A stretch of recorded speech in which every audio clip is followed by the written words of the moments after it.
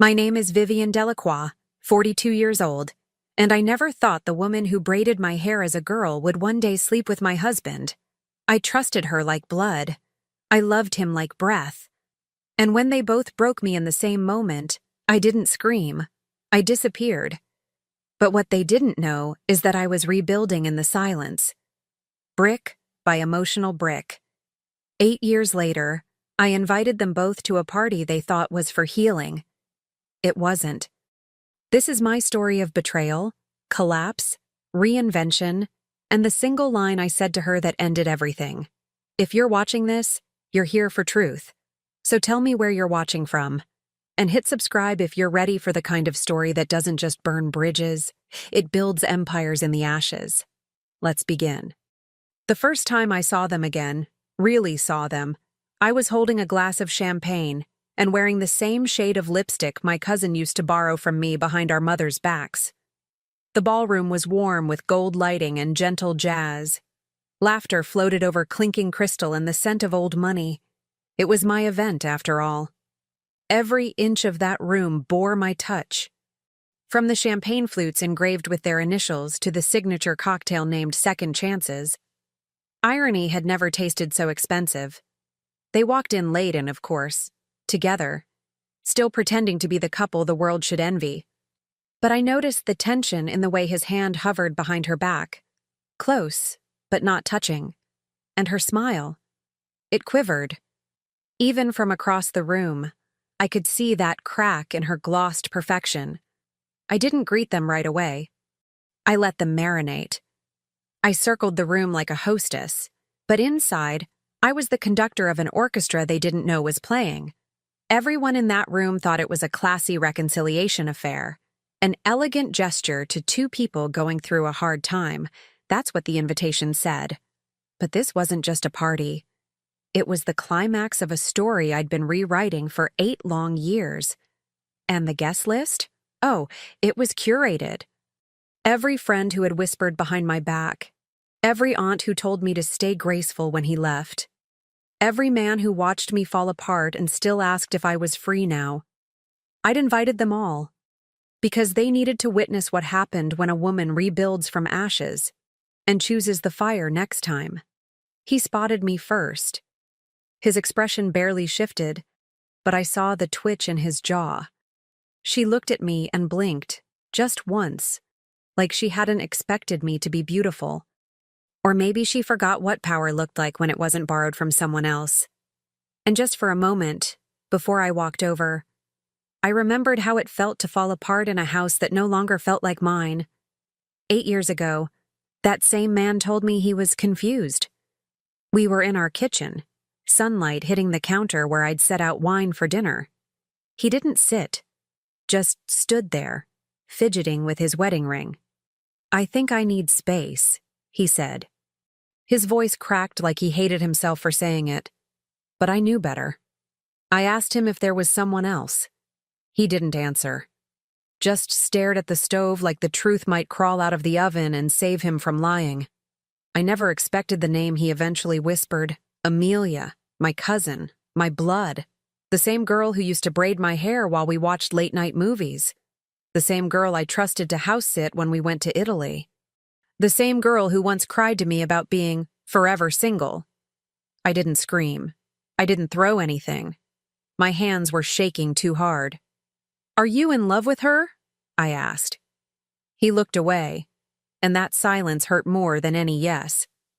The next week, he moved out, and 2 months later, they were already tagged in photos, smiling at vineyards, clinking glasses. She wore my sunglasses in one. I recognized the scratch on the left lens. It's strange what grief does when it has nowhere to go. I didn't cry at first. I cleaned. I donated things. I deleted people. I answered texts like I was fine. I wasn't. People said I was handling it with grace. What they didn't see were the nights I sat on the floor of the walk-in closet, wearing the dress I married him in, just so I could remember who I used to be before they both rewrote me. I lost weight. Too much. People complimented me for it. "You look amazing," they said, as if heartbreak was the ultimate cleanse. Amelia reached out once, sent a message that started with, "I didn't mean for it to happen this way." I stared at that sentence until the letters blurred, and then I blocked her. But grief is a forge. And one morning, I woke up, looked in the mirror, and didn't recognize the woman staring back. But I liked her more than the one who used to wait for love to come home, so I got to work. Not just on my body, on my mind, on my money. I studied, traveled, launched a boutique PR firm that built brands out of ashes, just like I had. In time, I built an empire. Not loud, not flashy, but elegant, solid, untouchable. And when I heard through the grapevine, Charleston's social circles are so incestuous, aren't they? That their marriage was unraveling, I felt nothing. Not hate, not glee, just silence. Until one day, Amelia herself walked into my office. She didn't recognize my name on the door. She was asking for a reputation rebrand, said she needed help recovering from some unfortunate media misunderstandings during her separation. I didn't show my face at first, just listened behind the mirrored glass wall as she pitched herself like a product. Polished, polite, slightly desperate. And then I stepped into the room. The look on her face when she saw me, that was the real beginning of this story. The rest, that was just build-up. She stammered, said she didn't know, said she was so proud of me and knew I'd land on my feet. I smiled and told her we'd absolutely love to help with her rebrand, which brings us back to the party. The so-called divorce celebration I threw for her and my ex-husband. She thought it was a bold PR strategy. He thought it was my way of finally forgiving them. They both believed they were still the main characters. Until I tapped my glass, and the room fell silent. Before everything unraveled, my life was what people called aspirational, a word they used in hushed admiration, as though speaking too loudly might jinx it.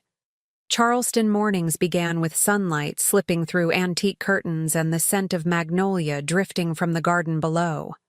My husband, Elliot, always left a cup of Earl Grey on my side of the bed.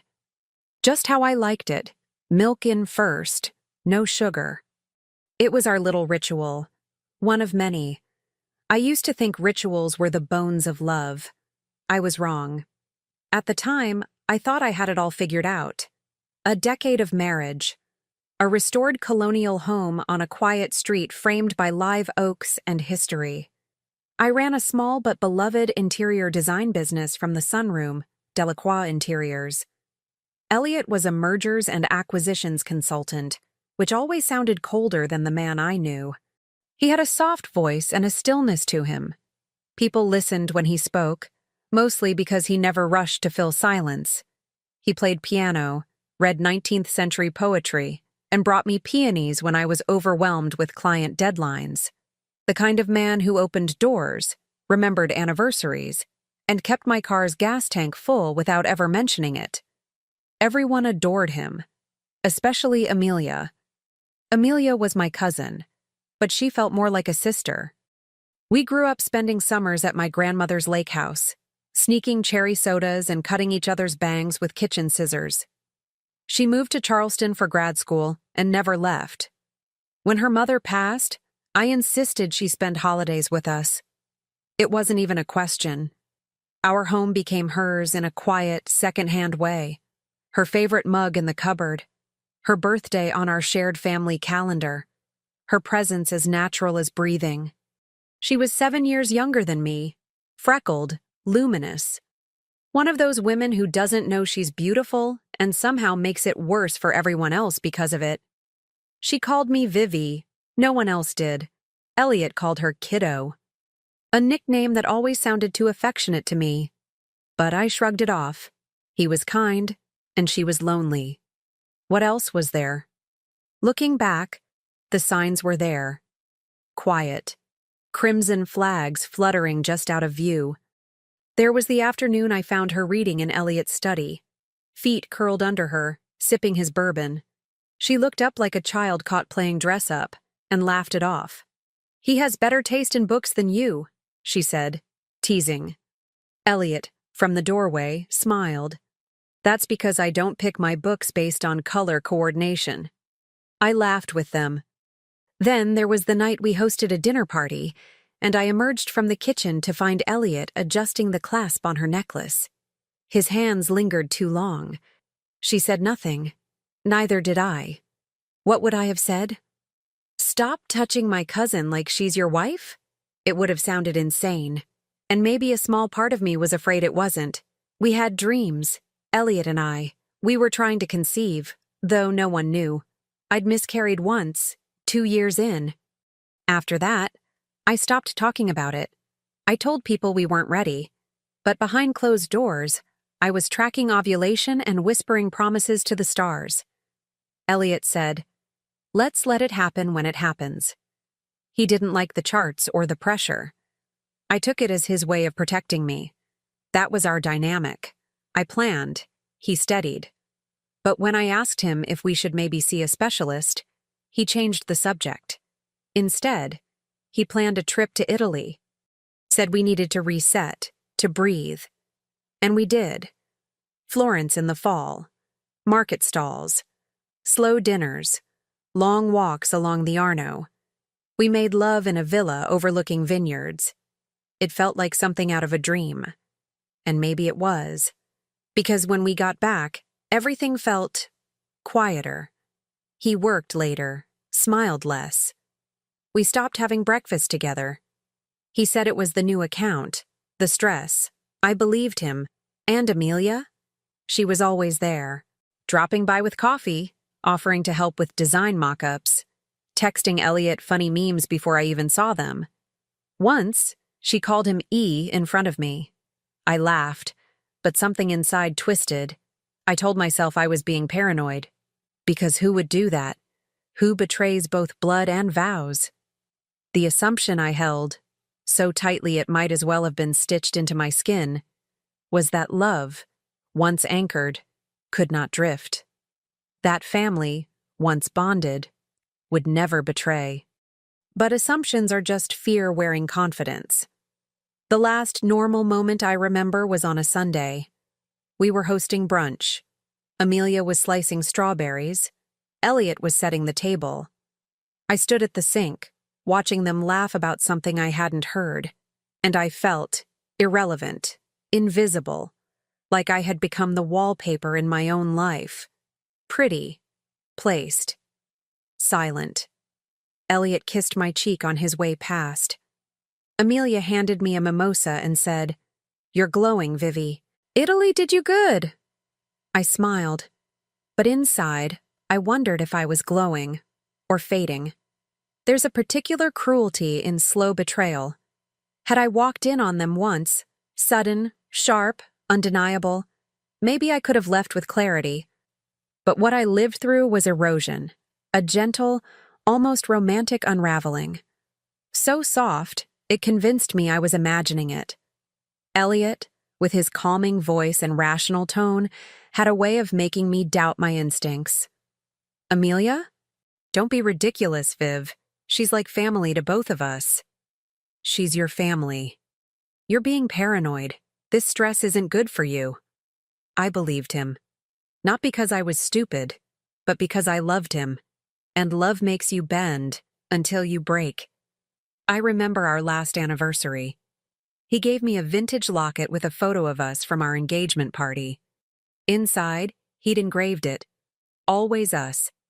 I wore it for weeks after he left. Not out of hope, out of disbelief.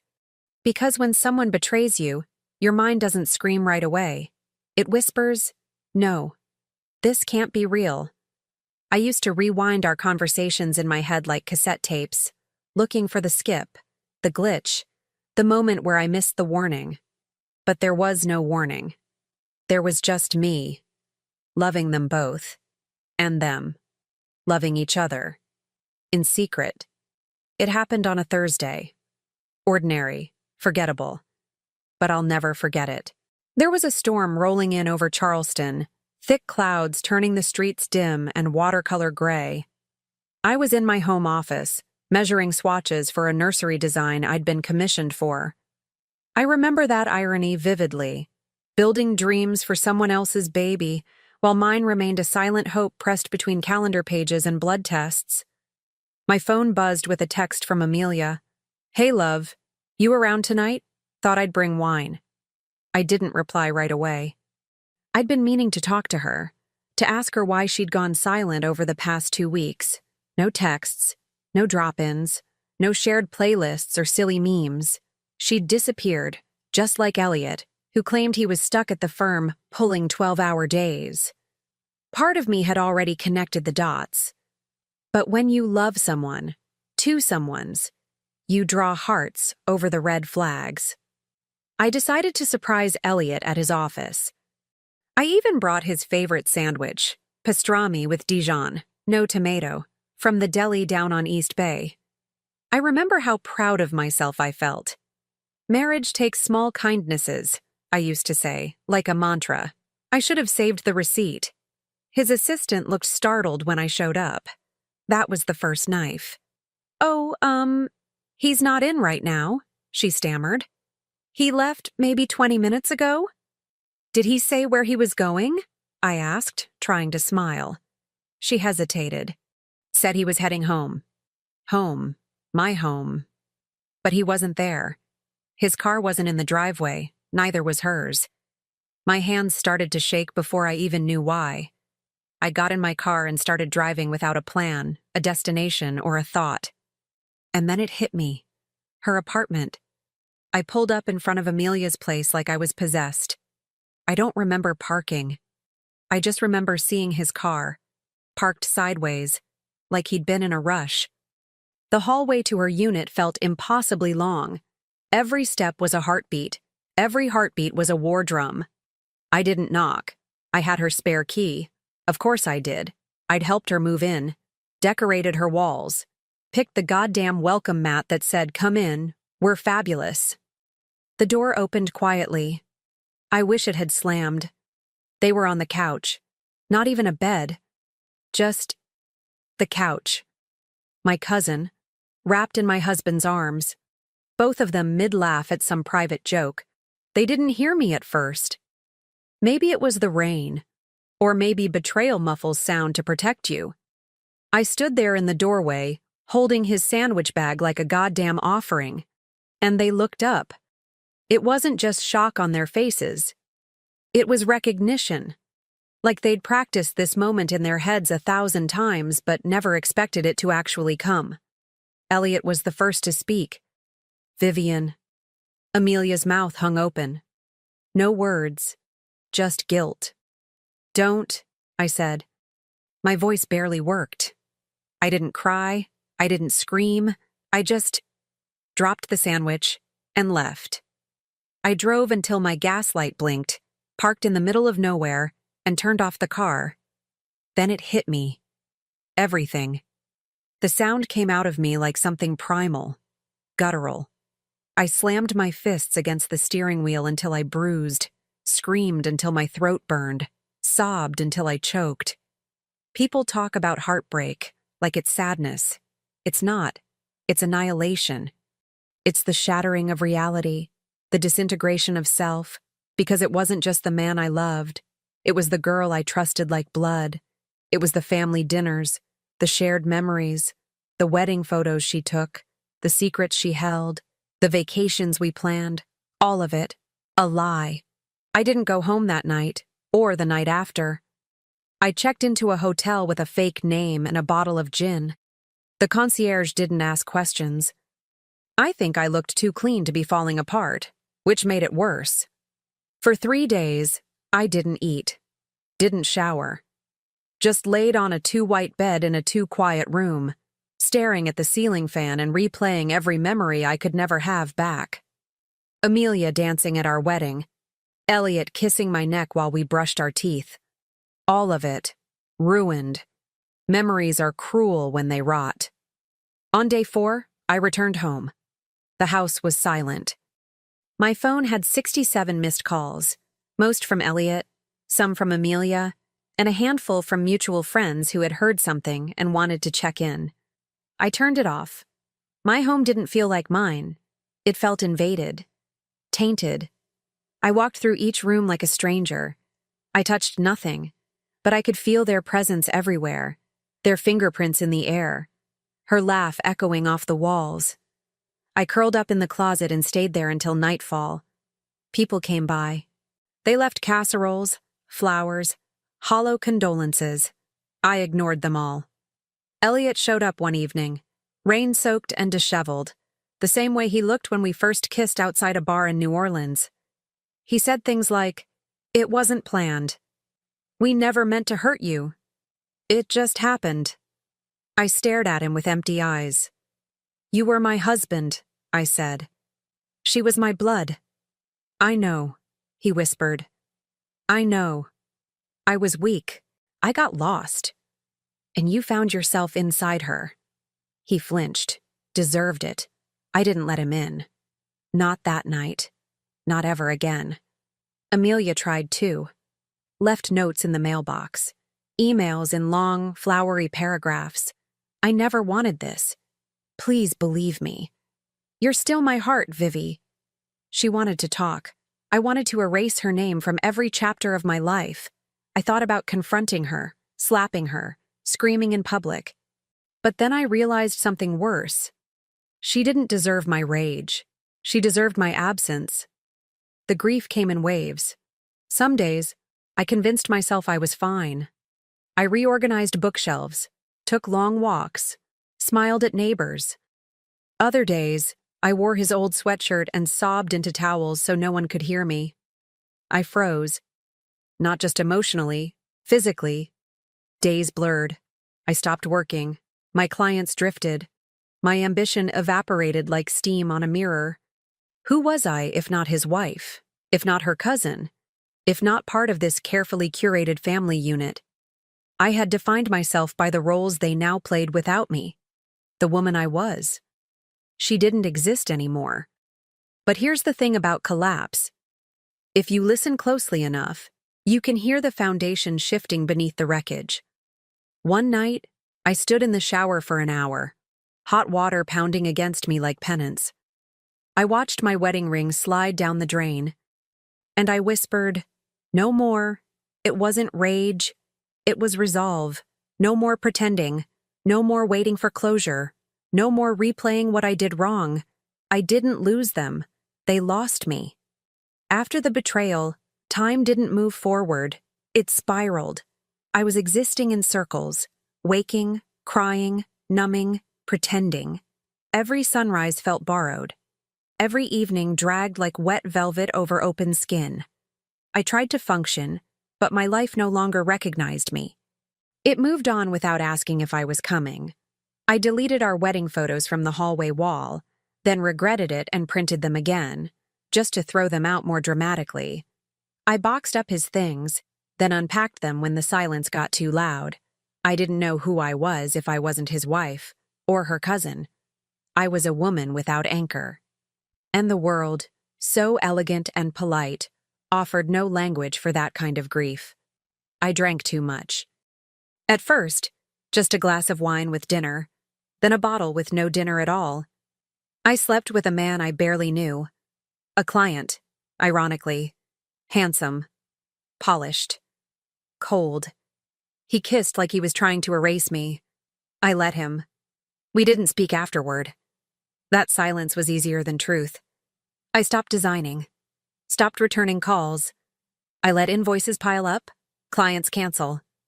The business I built with such precision slowly decayed while I stared at walls and tried to make sense of betrayal that didn't want to make sense. I remember one afternoon, I collapsed on the bathroom floor. Not from exhaustion, but from emptiness. I just laid there. Cold tile against my cheek.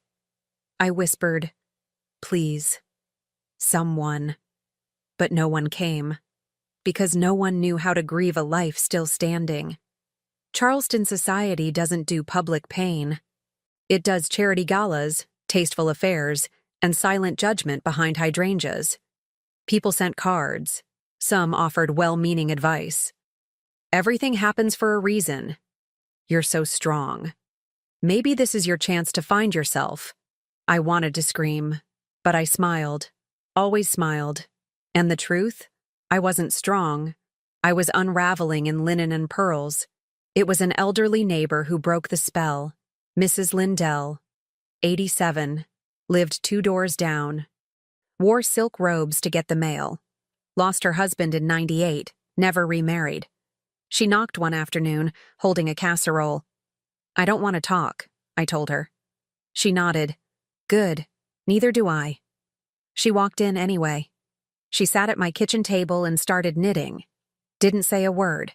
She came back the next day, and the next, and eventually I started talking. I told her everything. Not just about Elliot and Amelia, but about who I used to be. The girl who wanted to be an artist but settled for sophisticated. The woman who got so good at being admired, she forgot how to be known. Mrs. Lindell said, "You think grief is weakness. It's not. It's a map. You're just refusing to read it." She gave me the name of a therapist, Dr. Leon Rivera. Said she was not nice, but necessary. I booked the appointment 3 days later, then canceled twice. On the 3rd try, I showed up, bare-faced, hungover, empty. Dr. Rivera didn't flinch. "You look exactly like someone on the edge of something," she said, and I cried so hard, I shook. Therapy cracked me open, not like a flower, like a rib cage. We talked about identity, control, childhood. The first time I ever felt unwanted. The first time I ever felt invisible. We peeled back layers I didn't know were wounds. I started journaling, walking, cooking for myself, even when I wasn't hungry. It was humiliating, how basic it felt, just being. But I needed to learn how to be mine again. A few months into healing, I decided to reclaim my business. Delacroix Interiors wasn't dead. It was just sleeping. I rebranded, got rid of the soft beige tones Elliot loved, went bold, velvets, jewel tones, unapologetic drama. Clients returned, slowly, then more. It felt like building a house with blistered hands. I even started dating again. Just coffee, conversations, polite laughter. Nothing real. But it felt like forward motion. Like maybe, just maybe, I was healing. Then came the gala. A charity event. My firm had sponsored the venue design. High society's finest. I wore a satin emerald gown with a slit up to my heartbreak and a neckline that didn't ask permission. I felt powerful. Until I saw them. Elliot and Amelia. Together. Still. Her dress was white. White. As if she wanted to make a statement. And maybe she did. Maybe she knew I'd be there. Maybe the universe wanted one last twist of the knife. They didn't approach me. Just stood near the bar. Sipping. Whispering.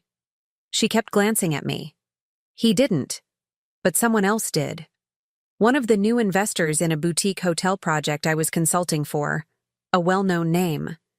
He approached me with a smile, then leaned in and whispered, "You know, he told everyone you went crazy. I'm glad to see that's not true." My blood went cold. So that was the story. That was the narrative. Vivian, the unhinged wife. The fragile woman who couldn't handle heartbreak. The emotional liability. I excused myself, went to the ladies' room, locked a stall, and shook so hard I cracked a nail on the porcelain. All the progress I thought I'd made felt like paper in a hurricane. That night, I stared at the ceiling until dawn. And then I made a decision. It wasn't rage or revenge. It was sacrifice. I called my mother. Told her I wouldn't be coming to the family Christmas this year. Or ever again, if Amelia was present. She cried. Said I was being dramatic. I said I was being clear. Then I called my lawyer and gave up the house, the one Elliot and I bought together. I didn't want the memories or the ghosts.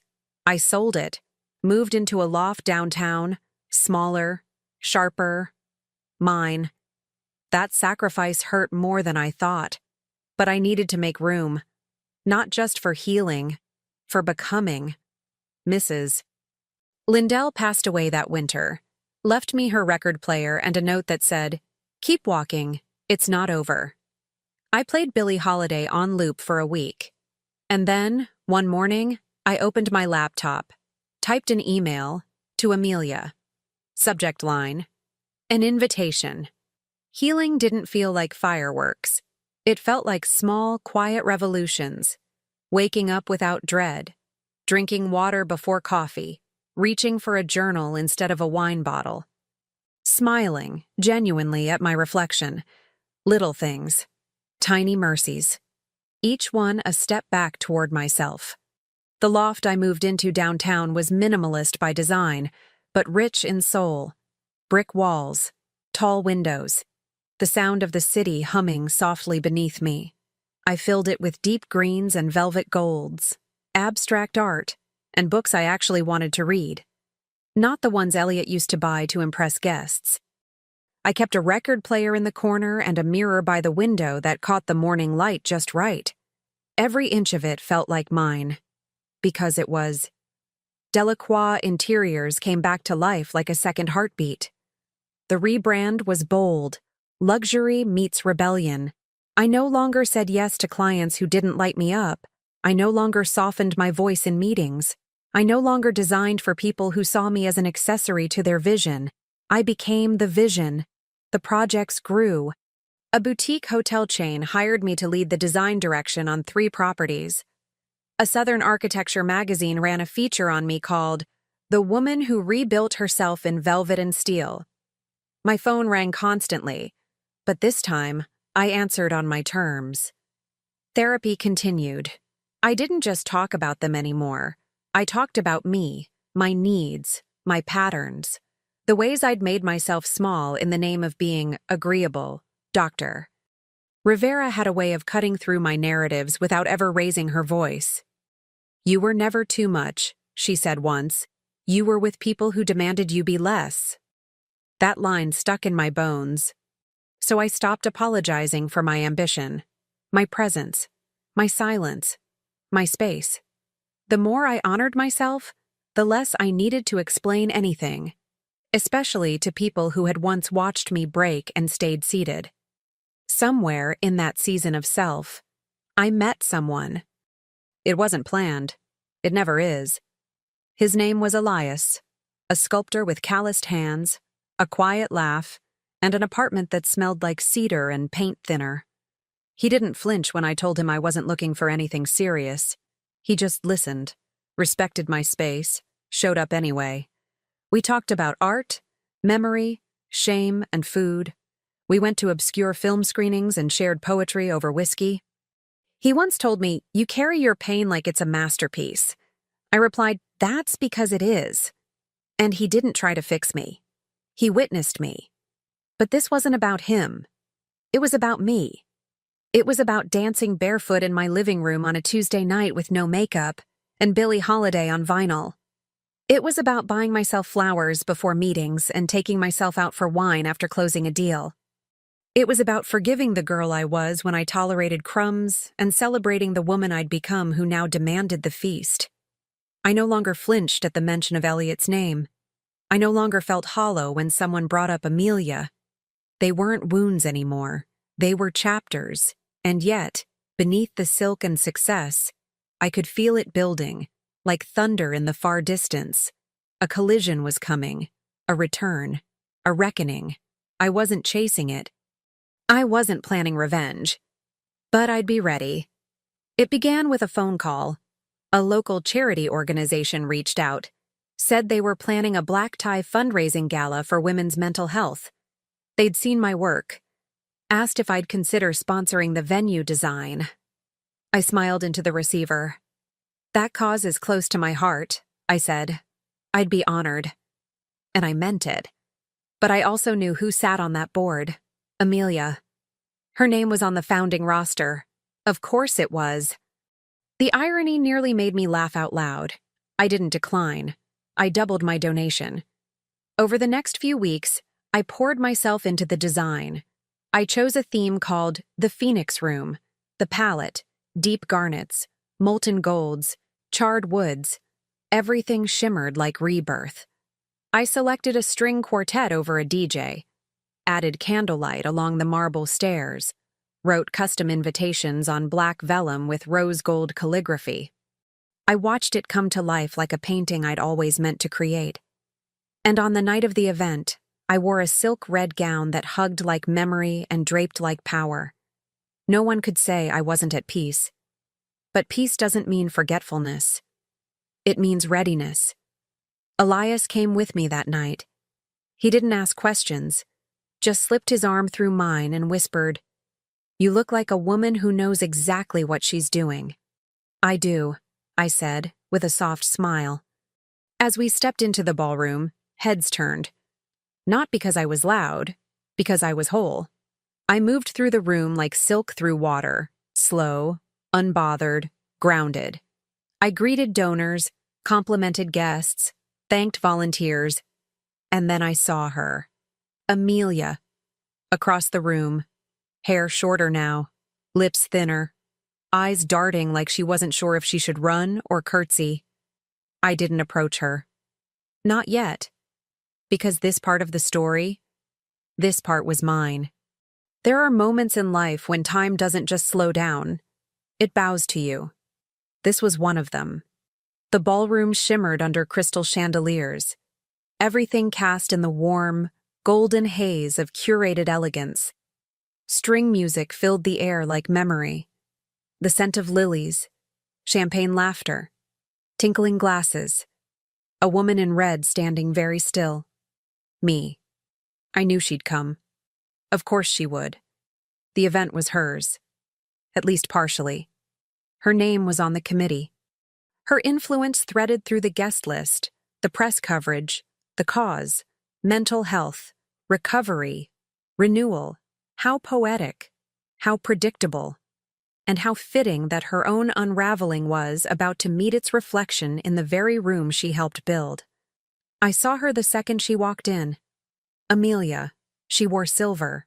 Soft, ethereal, almost bridal. It was her favorite shade. Something about making her feel like a moon goddess.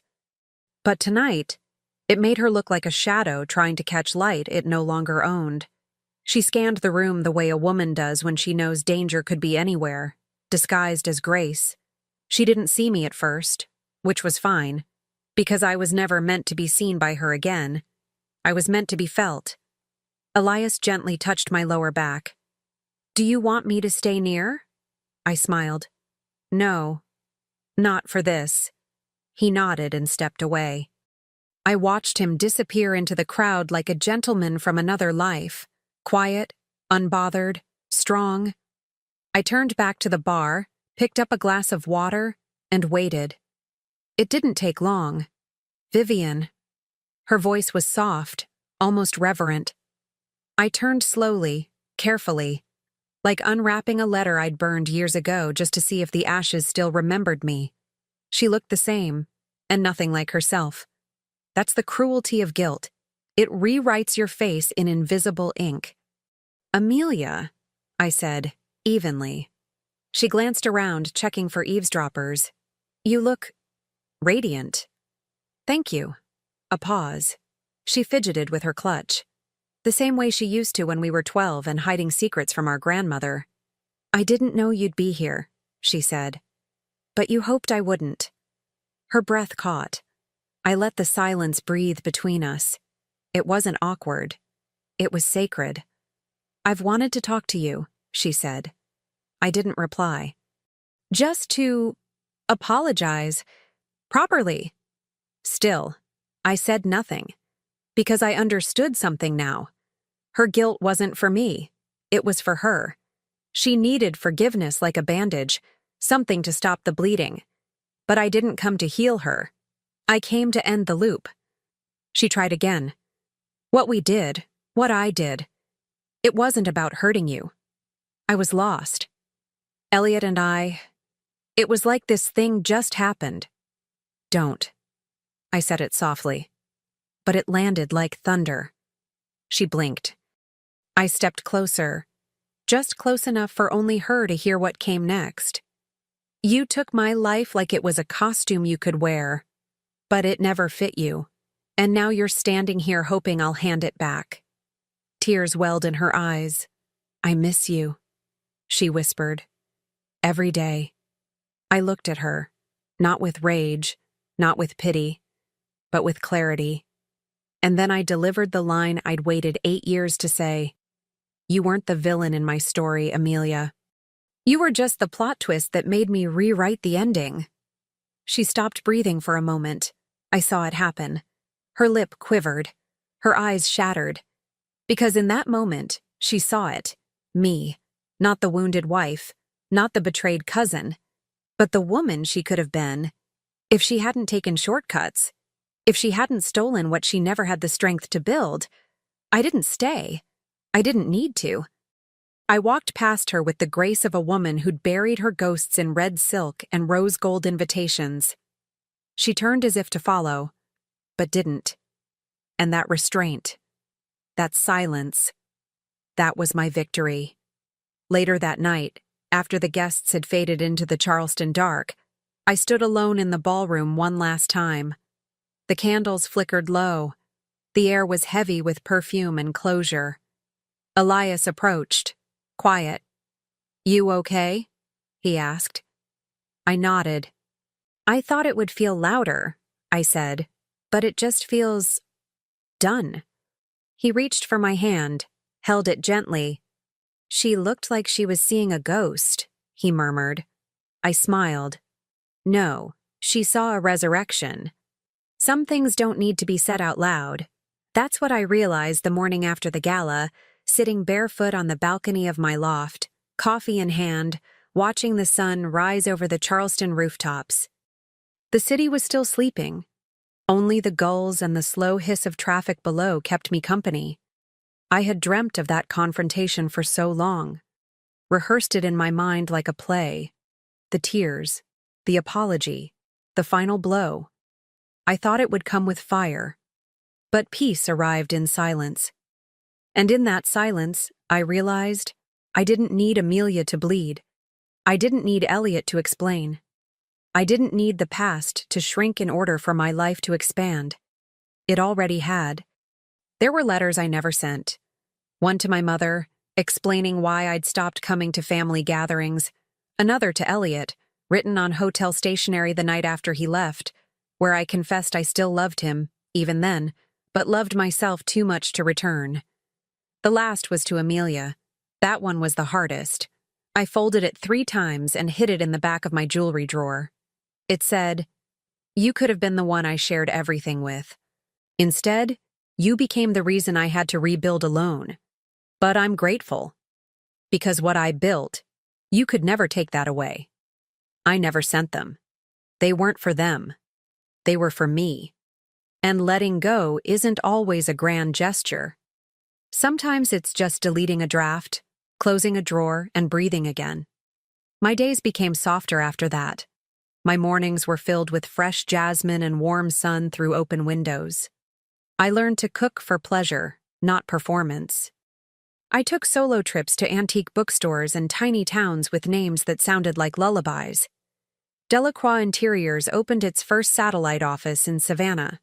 The team was small, just 4 women, all rebuilding in their own ways. I didn't lead with ego anymore. I led with presence. My success didn't need to be loud, it just needed to be mine.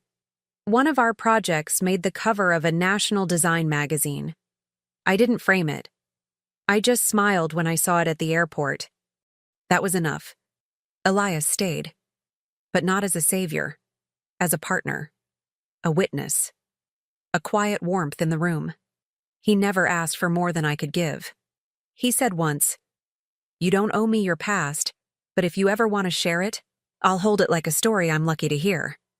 We never labeled what we had, and maybe that's why it worked. Because love that demands definition too early often forgets to leave space for truth. One morning, I ran into Elliot downtown. 8 years later, and he looked older, not tired, just smaller. Like the world had pressed against him and he never learned to press back. We made small talk. Weather, business, the city's changes.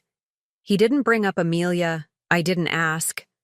As we said goodbye, he paused. "You're different," he said. "I'm me," I replied, and I meant it. Charleston never stopped being beautiful. It just stopped being the place where I lost myself. Now, it's where I found her again. The girl who used to dance barefoot in empty rooms. The woman who no longer asks to be chosen, because she already chose herself. Sometimes, when I walk past the old house, I glance at it, not with pain, but with reverence. It's where the story burned down, but also where I lit the first match toward becoming. Mrs. Lindell's record player still sits in my living room. Sometimes I play Billie Holiday, pour a glass of red wine, and watch the light fall across the floor. And I think this is what healing looks like. Not perfect, not poetic, but peaceful. I've stopped measuring time by what I lost. Now I measure it in what I've grown into. It doesn't hurt anymore. It simply shaped me. And if I could go back, change the betrayal, undo the ache, I wouldn't. Because everything I am now was built from the rubble of who they thought I'd stay. And I didn't stay. I rose.